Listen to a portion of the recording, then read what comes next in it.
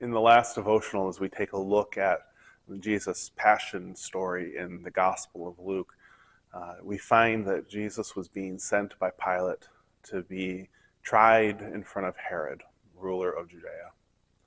And while he's there, Jesus has a very brief encounter with Herod, and it doesn't go how Herod would want it to go.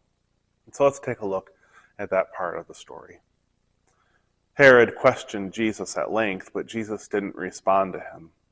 The chief priests and legal experts were there, fiercely accusing Jesus. Herod and his soldiers treated him with contempt. Herod mocked him by dressing Jesus in elegant clothes and sent him back to Pilate. Pilate and Herod became friends with each other that day. Before this, they had been enemies.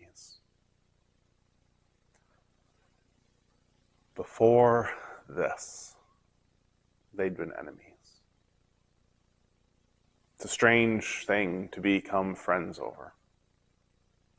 But here was the situation. Jesus, who was being called by many King of the Jews, met Herod, whose father and now he were called the King of the Jews. A threat to their throne, a threat to their power, a threat to everything that they had accumulated through wealth and power.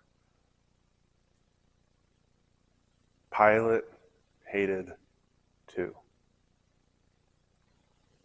Well, Pilate mentioned not too long ago that he had nothing on which to try Jesus. He was certainly happy to get rid of him.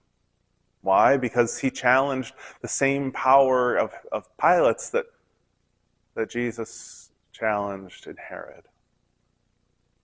Power is a tempting thing to hold on to when you have it.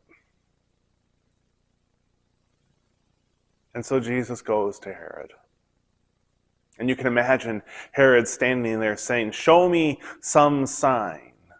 Or one of my favorite lines from the musical Jesus Christ Superstar. "Turn thy water into wine. That's all you need do, and I'll let you go free." Jesus wasn't willing to do it. Why? Because it's not an act. It's not about, let me show you what I can do so that you'll save me so I can stick around and help you. It's not an act. It's not an act. And so Jesus is adorned in mocking garb. He's dressed as a jester playing the role of a king. He's mocked. He's laughed at.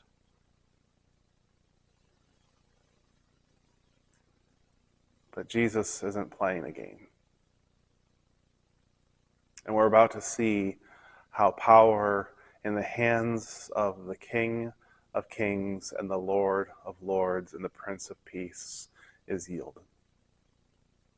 How Jesus wields this power is unlike anything the world has ever seen. Jesus isn't playing games.